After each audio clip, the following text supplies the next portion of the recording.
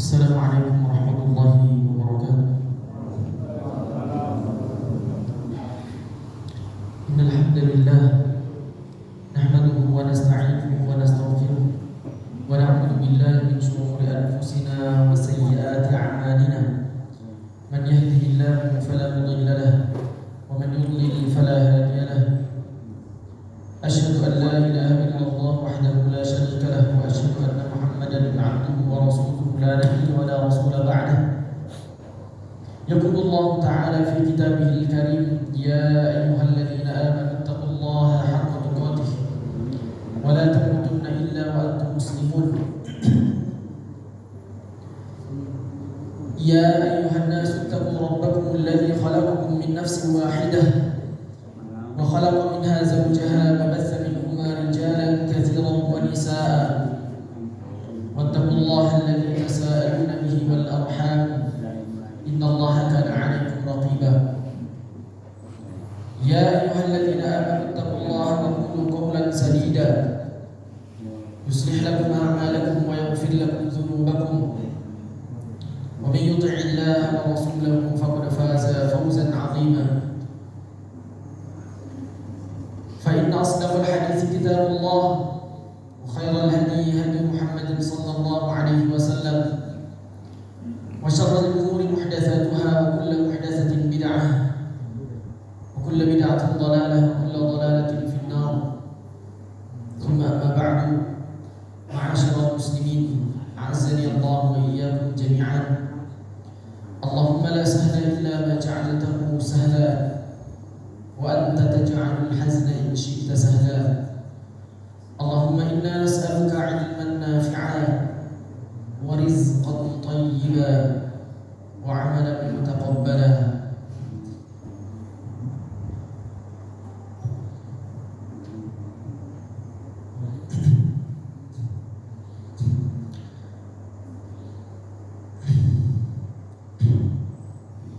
mestinya ada majelis ilmu itu mendekat, bukan senderan. Adabnya majelis ilmu. Tapi nggak apa-apa, mungkin capek qiyam lail, ya Pak. Tapi ini yang hadir di iktikaf di sini semua atau sebagian dari dulu, atau sebagian aja yang iktikaf. Masya Allah. Antum kalau lihat majelis-majelis ilmu di Masjid Nabawi maju. Dan harusnya bawa buku catat. Jadi enggak masuk telinga kanan keluar telinga kiri. Jadi bertahun-tahun duduk di majelis ilmu enggak tambah-tambah ilmunya. Afwan ya. Tapi memang begitu. Tuh kalau lihat di majelis-majelis ilmu di Masjid Nabawi, Masya Allah, maju dekat. Apalagi kajian Syekh Abdul Muhsin Al-Abbad, Syekh Abdul Razak itu setiap pada subuh itu luar biasa. Kajian maghrib ini kursi kajian maghrib pada asar itu semua orang sudah tahu sajadahnya, booking tempat sudah booking, ini sudah ditahu. Kalau datangnya sebelum maghrib duduk paling pojok belakang.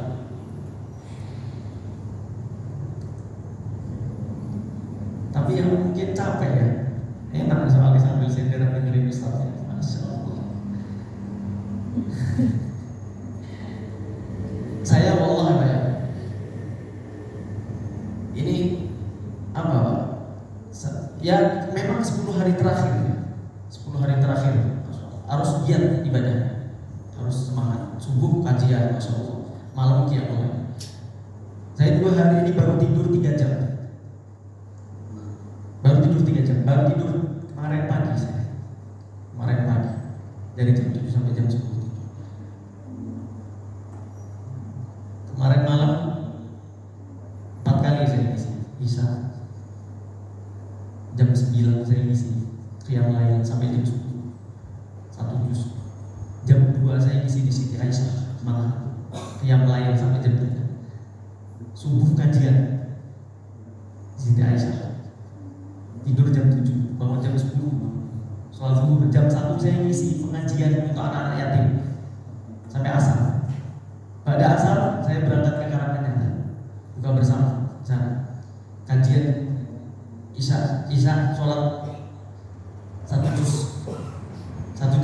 masjid kampung 1 juz 23. Balik sampai rumah jam setengah 10. Jam setengah 11 berangkat ke Istiqlal Sumber. Tahu ya Istiqlal Sumber? Juz 23 tadi malam saya imamnya. Selesai jam 1. Jam 2 saya imam lagi qiyam lail 8 rakaat juz 23 1 juz. Selesai jam berapa? Jam 3. Pulang jam setengah 4 sampai rumah sahur. Sahurnya Bapak nasi liwet. Alhamdulillah ya. Alhamdulillah nasi liwet. Bersyukur kita di sini enak. Saudara-saudara kita di Palestina susah mau sahur. Saudara-saudara kita di Yaman susah mau sahur. Alhamdulillah. Wa amma bi ni'mati rabbika fahaddits. Dengan nikmat Allah antum ceritakan, ana cerita. Ana bersyukur. Kita bersyukur. Antum insyaallah lebih enak sahurnya tadi ya. Jam 4 terus mobil saya parkir di situ. Isi kajian. Saya merem boleh nih sambil isi kajian. Ngantuk sekali. Teringat saya sama Syekh Utsaimin. Antum tahu Syekh Utsaimin? Syekh Utsaimin, Ibnu Utsaimin rahimahullah taala, beliau sudah meninggal. Kondisi sakit parah. Di Jeddah. Bayangkan di rumah sakit Jeddah. Minta diantarkan taksi ke Masjidil Haram buat ngisi kajian. Ditanya beliau, kapan antum istirahat? Kita istirahatnya nanti kalau kita sudah mati. Istirahatnya nanti di surga. Itu sih kisah-kisah para ulama itu kita jadikan motivasi. Kalau ditanya saya capek saya antum mau tidur juga di sini. Tapi hari ini alhamdulillah jadwalnya agak longgar. Ya memang begitu. Terus kehidupan itu prinsip kita itu bukan gimana caranya kita itu sampai di ujung jalan, gimana caranya saya sampai di situ, bukan seperti itu. Gimana caranya saya hafal Quran selesai, terus sudah selesai. Gimana caranya saya menghafalkan hadis, gimana caranya saya belajar ini, terus kemudian selesai. Tidak seperti itu. Salah. Kata Syekh Albani apa? Syekh Albani, tahu Syekh Albani Ahlul Hadis, termasuk 3 ulama besar, Syekh Albani, Syekh Ibnu Baz, Syekh Ibnu Utsaimin. Ahlul Hadis, beliau mengatakan laisal muhim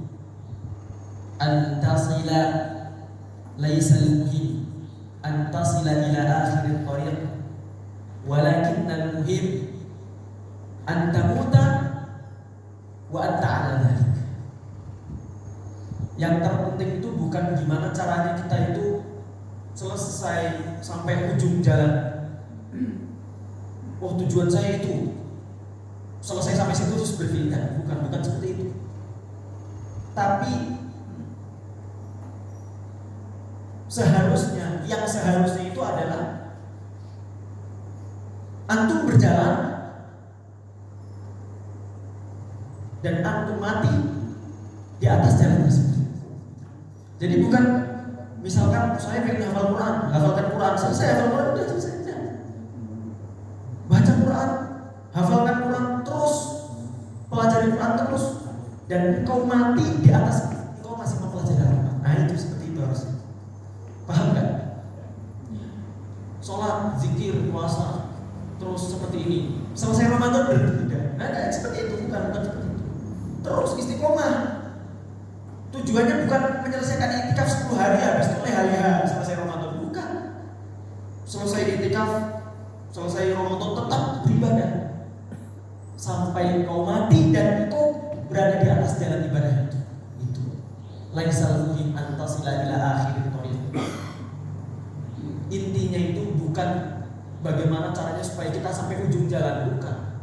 Kalau aku sudah sampai ujung, enggak udah selesai berarti kan? Tapi intinya adalah engkau mati, engkau berjalan, dan engkau mati di atas jalan tersebut.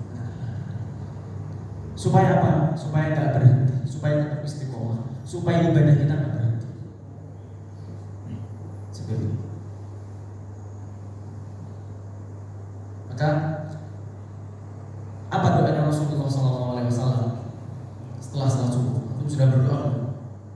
Doa Rasulullah setiap adzan fajar. Sudah berdoa. Ini bulan Ramadan ini. Ya, antum kalau lihat surat Al-Baqarah, antum buka terjemahan surat Al-Baqarah. Lihat rangkaian puasa, antum sering dengar kan, sering khotib. Ya ayyuhalladzina amanu taqullaha, ya ayyuhalladzina amanu kutiba alaikumusiyam. Nah itu ayat pertama, ya ayyuhalladzina amanu kutiba alaikumusiyam kama kutiba alal ladzina min qablikum la'allakum tattaqun. Terus selanjutnya apa? Ayyaman ma'dudat, faman kana minkum maridun, barang siapa yang sakit, barang siapa yang safar boleh mengganti di hari yang lain. Itu rangkaian ayat tuh. Masa hilalakum lailatas siyam wa fadilah. Itu rangkaian ayat puasa. Di tengah-tengahnya apa? Di tengah-tengahnya ada yang tahu ayatnya apa? Wah, mumtaz. Assalamualaikum. Enggak bawa hadiah. Bawa hadiah sih Mas. Harus dibawa hadiah sih. Apa? Wa idza sa'alaka 'ibadi 'anni fa inni qarib. Jika hambaku meminta kepadamu, katakan wahai Muhammad, fa inni qarib, aku dekat. Ujibu da'watad da'i idza da'an. Falyastajibu li wal yu'minu. Tahu kan artinya? Ujibu da'watad da'i. Ujibu da'watad da'i. Akan aku kabulkan, aku ijabahi permintaan hamba. Idza da'an, kalau dia meminta. Itu di tengah-tengah rangkaian ayat puasa. Itu menunjukkan apa? Ini bulan-bulan berdoa. Bulan puasa itu bulan berdoa. Antum sudah berdoa belum pada Fatur? Doanya Rasulullah, Allahumma inna nas'aluka ilman nafi'ah. Ya Allah, aku minta kepada ilmu yang bermanfaat. Ilman nafi'ah. Terus warizqan thayyibah, dan aku minta kepadamu apa? Rezeki yang berkah. Wa amalan mutaqabbala, dan amal yang diterima ya Allah. Coba kita perhatikan berapa banyak orang yang berilmu tapi ternyata ilmu tidak memberikan manfaat. La dunya wala akhirah. Tidak memberikan manfaat dunia, tidak memberikan manfaat akhirat, atau hanya memberikan manfaat dunia tapi tidak memberikan manfaat akhirat. Maka kita minta ilmu sama Allah supaya kita bisa membedakan mana yang hak dan mana yang batil. Kemudian kita minta rezeki yang berkah. Berapa banyak orang yang kaya, Masya Allah, kaya luar biasa, punya tambang ini itu, tapi kesehariannya apa? Nggak pernah santai ya. Terus pusing aja, takut kekuasaannya hilang, takut hartanya hilang, takut usahanya bangkrut. Kalah sama orang yang ngontrak, cuma punya motor satu, ya tenang hidup, ibadah tenang. Makanya kita minta rezeki itu yang berkah. Rezeki yang berkah, misalkan 3 juta, 2 juta, tapi bisa buat menghidupi keluarga, itu berkah. Berkah itu tidak tergantung pada nilai angka Anda. Itu keberkahan. Mungkin seseorang mendapatkan gaji 3-4 juta dalam sebulan, tapi Masya Allah anak-anaknya sehat, keluarganya sehat, nggak sakit. Ada yang nggak dapat gaji 10 juta, anak-anaknya sakit, anak-anaknya susah diatur. Jadi uang 10 juta itu agak berasa. Makanya kita minta sama Allah itu apa? Rezeki yang berkah. Kita minta kayak boleh-boleh, minta diberkahi rezekinya. Terus yang ketiga, wa amalan mutaqabbala. Itu Rasulullah loh, bayangkan. Ya Allah, jadikanlah amalanku itu diterima. Itu Rasulullah. Nah, apalagi kita. Nah, ini kekeliruan yang betul nih buat kita ini. Kekhawatiran yang besar. Kita ini kadang suka bangga sama amal kita. Kita merasa saya sudah siap qiyamul lail, saya sudah sholat subuh. Para ulama dulu itu beramal, Pak. Habis beramal itu khawatir, sedih. Yang dipikirkan ini amalanku diterima apa enggak ya? Itu para ulama seperti itu. Salaf kita seperti itu. Antum tahu doanya salaf, doanya para salaf dalam mengharapkan bulan suci Ramadan. Dulu disebutkan dalam sebuah riwayat, dulu para salaf itu berdoa 6 bulan sebelum datangnya bulan suci Ramadan, supaya dipertemukan dengan bulan suci Ramadan. Allahumma sallimni ila Ramadan. Salah satu doanya, Allahumma sallimni ila Ramadan wa sallim li Ramadan wa tasallam minni mutaqabbala. Itu salah satu doanya. 6 bulan sebelum bulan suci Ramadan mereka minta kepada Allah supaya dipertemukan dengan bulan suci Ramadan. 6 bulan setelah Ramadan mereka berdoa meminta supaya amalan di bulan suci Ramadan itu diterima. Itu para salaf kita. Besar kekhawatiran mereka terhadap amalan-amalan. Kalau kita enggak, sudah beramal, sudah merasa puas, langsung sudah beramal. Kita nggak memikirkan apakah amal kita diterima apa enggak. Itu Rasulullah setiap paginya berdoa sama Allah, minta supaya amalannya diterima. Berdoa ya, Allahumma inna nas'aluka ilman nafi'an wa rizqan thayyiban wa amalan mutaqabbalan. Bapak-bapak dan ibu-ibu yang dirahmati Allah Azza wa Jalla, di antara nikmat yang harus kita syukuri kepada Allah, bahwa Allah Azza wa Jalla telah memberikan kita kesempatan hidup, kesempatan umur yang panjang, sehingga kita dapat berkumpul di bulan suci Ramadan ini, bulan yang penuh maghfirah, bulan yang penuh keberkahan. Nikmat yang agung, nikmat yang besar, nikmat yang saudara-saudara yang telah mendahului kita, mereka tidak merasakan saat ini. Terlebih kita dipertemukan dengan 10 hari yang terakhir. Kita sudah masuk ya. Berapa ini? Sebagian 23 ya. Ini puasa yang ke-23 sebagian. Ada 23 apa 22? Saya 22. Saya untuk Sabtu. Mudah-mudahan barang ya. Kita harus bersyukur betul. Harus bersyukur betul. Bagaimana seorang muslim menganggap Ramadan ini sesuatu yang biasa? Ramadan ini bukan sesuatu yang biasa. Ramadan itu sesuatu yang luar biasa. Ulama pernah mengatakan, seorang ulama pernah mengatakan, seseorang itu ketika dia berinteraksi dengan sesuatu, banyaknya interaksi seseorang dengan sesuatu itu bisa menghilangkan sensitivitas seseorang terhadap sesuatu itu. Betul. Orang sering berinteraksi dengan A, hilang, lama-lama hilang sensitivitas hilang. Orang baru pertama kali berangkat umroh, pertama kali menginjakkan kaki di Masjidil Haram, pertama kali lihat Ka'bah nangis. Wajar kan? Terharu. Ya Allah, selama ini saya hanya lihat di TV. Ya Allah, selama ini saya hanya mendengarkan cerita dari tetangga. Antum sudah berapa tahun haji? Insya Allah berdoa, gak ada mustahil. Bulan suci Ramadan berdoa, minta sama Allah, mudah-mudahan Allah Azza wa Jalla memberikan jalan kemudahan supaya bisa supaya bisa supaya haji wajib, umroh wajib sekali dalam mazhab apa mengatakan umroh wajib 1 kali, wajib 1 kali umroh dalam hidup. Haji juga wajib, walillahi 'alan nasi hajjul baiti man istata'a ilaihi sabila, barang siapa yang bisa dari segi harta. Insyaallah. Karena sulit juga, reguler lama ya, puluhan tahun. Bismillah. Kalau punya uang langsung aja ikhlas. Bismillah, insyaallah bisa. Ya. Seseorang yang pertama kali umroh nangis lihat Ka'bah, malu. Tapi orang yang udah sering tiap tahun dan lihat Ka'bah biasa, tawaf biasa. Kenapa? Lah sudah sering. Nah itu yang kita khawatirkan dengan bulan Ramadan. Ustaz, saya umur udah 50, tiap tahun ya begini, biasa. Ketemu Ramadan ya puasa, ya iktikaf. Gak tersentuh hatinya sudah. Ini yang kita khawatirkan. Bagaimana dia menganggap bulan suci Ramadan biasa, sehingga dia tidak semangat. Dia semangatnya itu gak memuncak.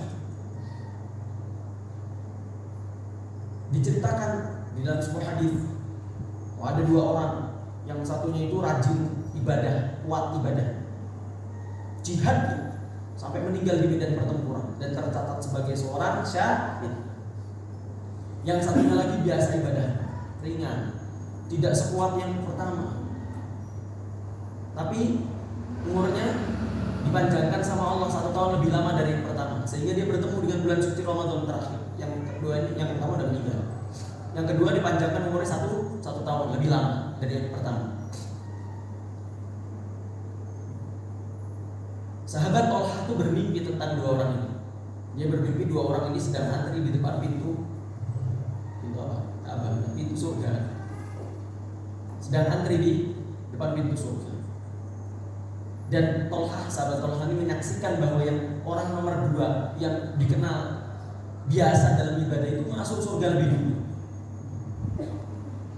daripada yang pertama. Seorang syahid, bayangkan, kuat loh ibadahnya. Sehingga mimpi ini diceritakan ke sahabat-sahabat yang lain dan membuat mereka tuh heran, kok bisa ya? Sampailah cerita ini terdengar di telinga Rasulullah. Apa kata Rasulullah? Bukankah orang yang kedua itu dipanjangkan umurnya 1 tahun? Iya. Dia bertemu dengan bulan suci Ramadan kan? Iya. Dia sholat, dia rukuk. Tahukah antum, kata Rasulullah, derajat orang yang kedua dengan orang yang pertama? Yang pertama tadi dikenal apa? Kuat ibadahnya, syahid, meninggal di medan pertempuran. Kata Rasulullah, derajat orang yang kedua dan yang pertama tadi itu bedanya bagaikan langit dan bumi. Lebih tinggi yang mana? Yang kedua, yang ibadahnya biasa, tapi dia bertemu dengan bulan suci Ramadan dan dia maksimalkan di bulan suci Ramadan. Jadi ini berbeda, ini luar biasa.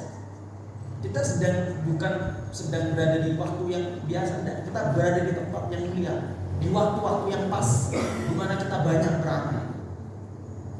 Iktikaf nomor 1. Yang kedua apa? Qiyamul lail. Iya, menghidupkan malam. Man qama Ramadan imanan wa ihtisaban ghufira lahu ma taqaddama min dhanbi. Barang siapa yang berdiri menegakkan sholat tarawih, maksudnya menghidupkan malamnya, imanan wa ihtisaban, karena iman dan karena mengharap Allah, ghufira lahu, baru Allah akan ampuni dosanya. Kalau enggak ya enggak. Jadi orang yang celaka bertemu dengan bulan suci Ramadan enggak diampuni dosanya. Nah, itu bulan suci Ramadan.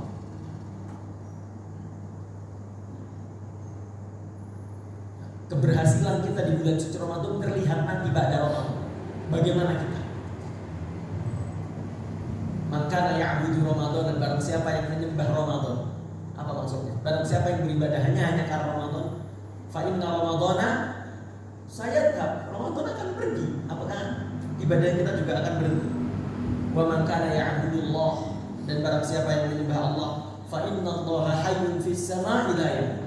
Sungguhnya Allah berada di atas langit, hidup dan tidak akan pernah mati. Tidak akan pernah mati. Ini saran, Ramadan ini saran. Kita tetap kepada Allah menyembah. Iya, Ramadan ini saran. Allah jadikan Ramadan ini untuk apa? Untuk kita meningkatkan takwa kita, untuk kita meningkatkan iman kita, supaya iman kita bertambah.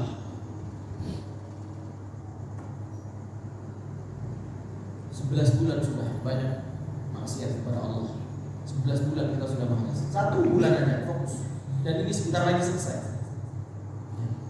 Imam Ibnu Qayyim mengatakan apa? Bayangkan, Imam Ibnu Qayyim mengatakan dalam sebuah riwayat, dia mengatakan jika seandainya Allah menurunkan Lailatul Qadar itu di antara malam-malam sepanjang tahun, akan aku hidupkan seluruh malam dari awal tahun sampai akhir tahun. Berarti nggak maksud? Lailatul Qadar itu diturunkannya di antara 10 hari toh. Masa nggak kita hidupkan? Kata Ibnu Qayyim, kalau seandainya Allah itu menurunkan Lailatul Qadar itu di antara malam-malam 1 tahun penuh, itu 1 tahun penuh akan saya hidupkan supaya saya ketemu dengan malam Lailatul Qadar. Nah ini cuma 10. Allah menurunkan nggak 1 tahun penuh, nggak, cuma 10 hari terakhir bulan suci Ramadan. Ya sudah, itu salah satunya. Nggak ada, kita nggak ada tahu. Itu salah satunya. Masa ya 10 tok loh nggak dihidupkan. Nah itu seperti itu maksudnya. Masa 10 hari tok tidur bangga. Nah, kalau yang paginya kerja gimana Ustaz? Gimana ya? Insya Allah bisa ya. Sempatkan setidaknya sholat. Makanya sholat bersama, kata Rasulullah apa? Barang siapa yang sholat bersama imam tarawih, barang siapa yang sholat bersama imam sampai selesai, tercatat baginya pahala sholat semalam subuh. Nah, cuman sebagian kita itu keliru ya, sholat tarawih ini bicara rame mundur. Saya nanti mau sholat lagi di rumah. Loh, jangan ikut sholat witir. Nanti di rumah sholat lagi nggak apa-apa, tapi nggak perlu witir. Supaya masuk di hadis Rasulullah. Barang siapa yang sholat bersama imam sampai selesai, dia tercatat. Antum sampai selesai sampai rumah nggak usah sholat lagi, sudah tercatat. Nah, seperti itu. Ya. Nah itu nikmat yang betul-betul harus kita syukur. Di antaranya nikmat yang besar itu adalah apa? Dengan kita dipertemukan oleh Allah di bulan suci Ramadan. Dan nikmat yang besar juga yang harus kita syukuri betul adalah nikmat hidayah. Yang membedakan kita dengan orang-orang yang di luar adalah apa? Hidayah itu taufik, hidayah itu irsyad. Berapa banyak manusia yang di luar, mereka sama mengaku sebagai seorang muslim, sehat, bisa berangkat ke masjid, bisa bekerja, tapi hatinya tuh tidak tertarik ke masjid, tidak tertarik dia ikut yang lain, tidak tertarik dia ikut ibadah di masjid, dengarkan kaji. Kenapa? Taufik, kembali lagi hidayah.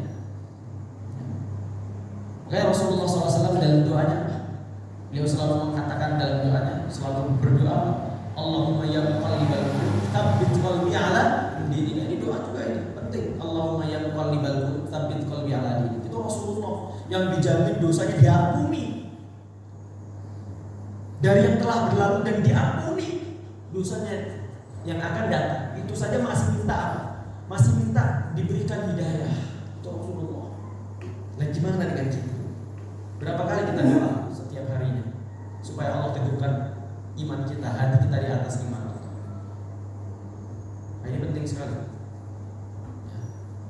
Makanya setiap hari kita doa apa? Di dalam surat Al-Fatihah, dalam surat kita. Orang kalau sholat nggak baca surat Al-Fatihah nggak sah sholat. Dan di dalam surat Al-Fatihah itu ada terdapat ayat, Ihdinas siratal mustaqim. Tunjukkanlah kami jalan yang lurus. Nah, itu baca itu paham enggak gitu? Apa cuma sekedar baca?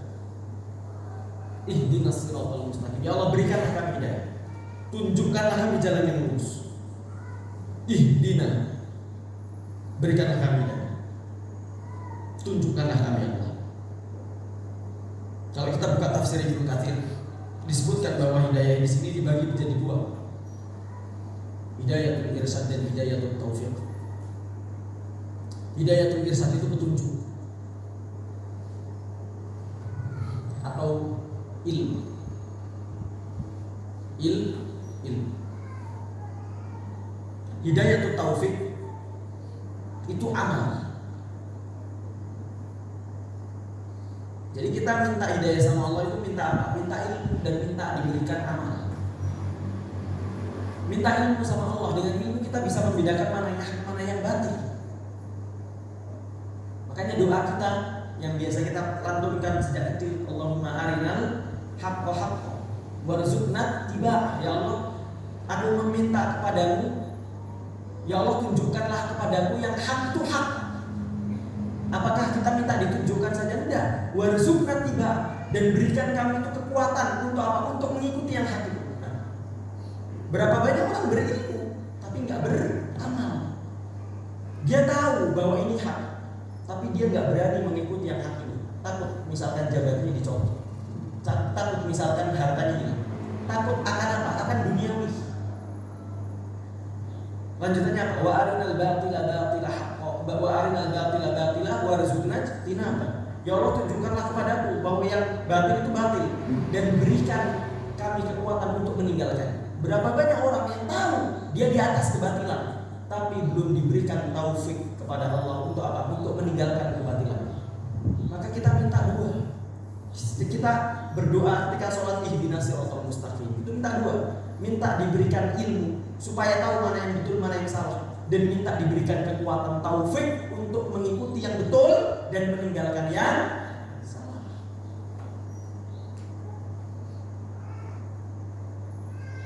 Itu hidayah, nikmat kedua yang besar yang Allah berikan kepada kita, yang harus kita syukuri. Bapak-bapak dan ibu-ibu yang dirahmati Allah, saya kira ini mukadimah, karena tema saya bukan ini. Ya Mas ya, mengecat saya. Tema saya apa Mas?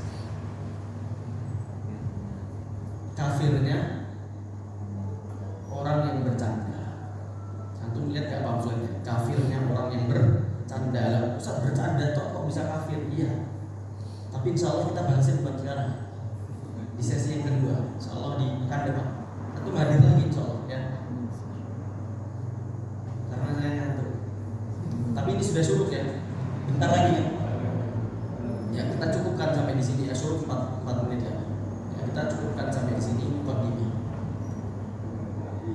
10 menit lagi terus.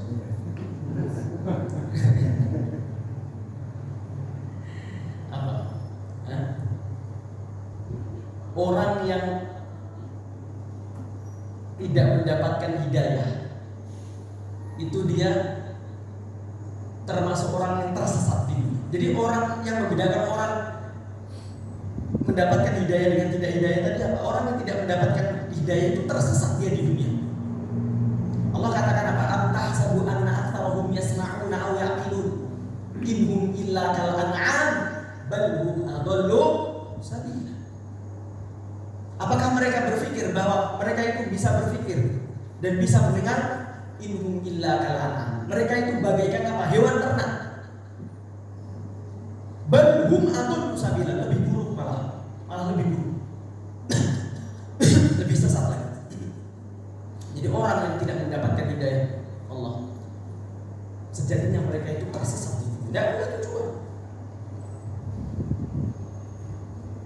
Dan termasuk orang-orang yang tersesat itu adalah orang-orang yang berbuat kesyirikan kepada Allah. Orang-orang musyrik, orang-orang yang berbuat kesyirikan kepada Allah. Di antara kesyirikan yang saat ini itu sempat terjadi beberapa waktu yang lalu ya, di antara kesyirikan yang digaung-gaungkan ya, itu Pak ya, adalah syirik tawakul, syirik tawakal ya. Saya sampaikan ini beberapa kali di masjid-masjid. Syirik tawakul, syirik tawakal. Allah mengatakan apa dalam Al-Quran? Allah mengatakan apa di dalam Al-Quran? Wa 'alallahi fatawakkalu in kuntum mu'minin. Dan bertawakallah hanya kepada Allah jika kamu itu betul-betul orang yang beriman. Saya tuh kalau lama ya, itu lama-lama ngantuknya hilang. Betul mana ya? Mudah-mudahan kita dikasih kesehatan kekuatan. Allah mengatakan wa 'alallahi fatawakkalu in kuntum mu'minin. Dan bertawakallah hanya kepada Allah jika kalian betul-betul beriman. Makanya dari ayat ini Syekh Shalih Fauzan itu menerangkan bahwa orang yang bertawakal pada selain Allah dari ayat ini itu musyrik. Dia terjatuh kepada dosa syirik. Nah, pertanyaannya, syirik besar apa syirik kecil? Syirik apa? Syirik apa? Tergantung. Kalau dia menggantungkan sesuatu atau dia bertawakal menggantungkan sesuatu kepada selain Allah atas sesuatu yang tidak mungkin dilakukan kecuali oleh Allah. Nah, ngerti gak? Kalau dia menggantungkan sesuatu, dia bertawakal nih, tapi bukan kepada Allah, pada selain Allah. Apa yang dia gantungkan? Sesuatu yang gak mungkin dilakukan kecuali oleh Allah. Nah, dia terjatuh kepada syirik besar, mukhrijun anid-din. Syirik dosanya itu mengeluarkan seseorang dari Islam. Kalau dia mati walam yatub dan dia belum bertobat, maka dia masuk neraka. Khalidina fiha, kekal di dalam. Itu dosa syirik besar, dosa paling besar. Itu baru syirik besar. Nah, sekarang pertanyaan yang kedua, contohnya apa? Sesuatu yang nggak mungkin dilakukan kecuali oleh Allah. Hah? Apa? Rizki. Apa? Menurunkan hujan. Tuh, menurunkan hujan. Termasuk ya menurunkan hujan. Gak mungkin. Dan itu jelas sekali ayatnya. Banyak sesuatu yang gak mungkin dilakukan Allah, banyak ya. Jadi kita yang sedang di pembahasan kita ini apa? Masalah turun hujan. Setiap hari hujan. Itu banyak sekali ayatnya. Antum buka aja kitab terjemahan. Antum baca. Allah mengatakan wa anzalna minas sama. Berapa kali Allah mengatakan itu? Wa anzalna minas sama iman biqadar fa askanna fil ardh wa inna 'ala dhahabin bihi laqadir. Dan kami menurunkan apa? Dan kamilah yang menurunkan air dari langit. Apa itu kira-kira? Hujan. Fa askanna fil ardh. Dan kami biarkan air itu di bumi. Wa inna 'ala dhahabin bihi laqadir. Dan kami yang mampu menghilangkan air tersebut. Jelas enggak ayatnya? Banyak sekali ayat itu. Wa yunazzilul ghaith. Allah mengatakan innallaha 'indahu ilmu sa'ah. Allah yang tahu kapan hari kiamat. Wa yunazzilul ghaith. Allah yang menurunkan hujan. Wa ya'lamu ma fil arham. Allah yang tahu apa yang ada di dalam rahim perempuan. Wa ma tadri nafsun ma taksibu ghadan. Allah yang tahu apa yang akan terjadi di di hari esok. Wa ma tadri nafsun bi ayyi ardin tamut. Allah yang tahu di mana, di bumi mana, di tanah mana kau akan mati. Allah sandingkan turun hujan itu sama empat tadi. Allah mengatakan Allah yang tahu kiamat, Allah yang menurunkan hujan. Lu disandingkan sama kiamat. Sekarang saya tanya, siapa yang tahu kiamat? Allah. Nah begitu juga menurunkan hujan. Seorang Arab Badui yang terakhir Pak. Seorang Arab Badui yang jauh dari pelosok, yang tinggal di pelosok jauh dari kota, itu saja percaya loh sama Nabi. Percaya sama Allah, bahwa Allah itu yang menurunkan hujan. Itu orang Arab Badui, sangat terbelakang padahal. Ya ketika kampungnya kekeringan, berangkat ke Madinah hari Jumat ketika itu, bertemu dengan Rasulullah. Rasulullah masih khutbah di atas mimbar. Ya Rasulullah, kampung kami kekeringan, mintakan hujan kepada Allah. Hewan-hewan ternak kami mati, tumbuhan-tumbuhan kami layu, mintakan hujan kepada Allah. Rasulullah mengangkat tangan berdoa, Allahumma aghithna, Allahumma aghithna, Allahumma aghithna.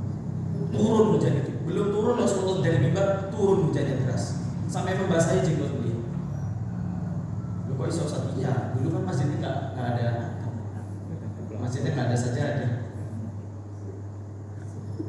Enggak seperti Nurmiyah, ada atapnya, ada sajadah. Fabi ayyi ala'i rabbikuma tukadziban. Ya. Nikmat Tuhan manakah yang kau dustakan? Nikmat Allah ini. Untuk hujan tetap bisa sholat, panas tetap nyaman sholatnya. Jangan Rasulullah tidak seperti itu. Itu orang Arab Badui. Ternyata Pak, hujannya tadi itu nggak berhenti Pak, satu hari. Besok masih hujan, 3 hari masih hujan, sampai 1 minggu hujan, nggak berhenti.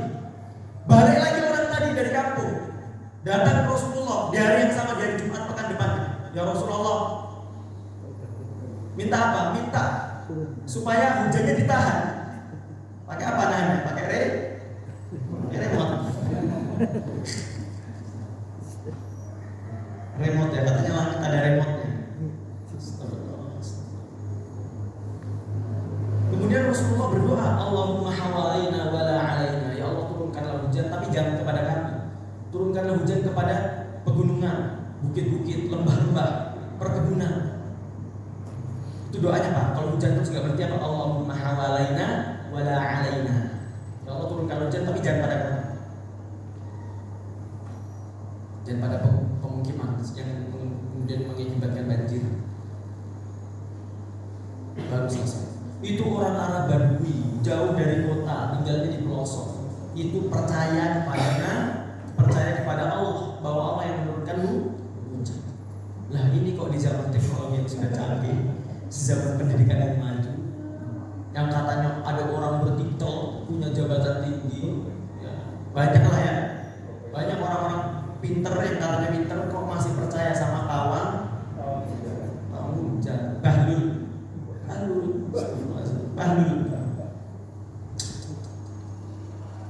Loh, tapi kan Rara ya namanya. Rara itu kan juga mintanya sama Allah. Saya juga berdoa sama Allah katanya. Ya syirik itu bukan berarti seseorang meninggalkan Allah begitu saja, tidak. Syirik itu dia berdoa sama Allah, tapi juga dia berdoa sama itu syirik. Dia duakan Allah. Atau dia berdoa sama Allah, hanya kepada Allah, tapi pakai caranya setan. Gimana cara setan? Angkok. Cara setan.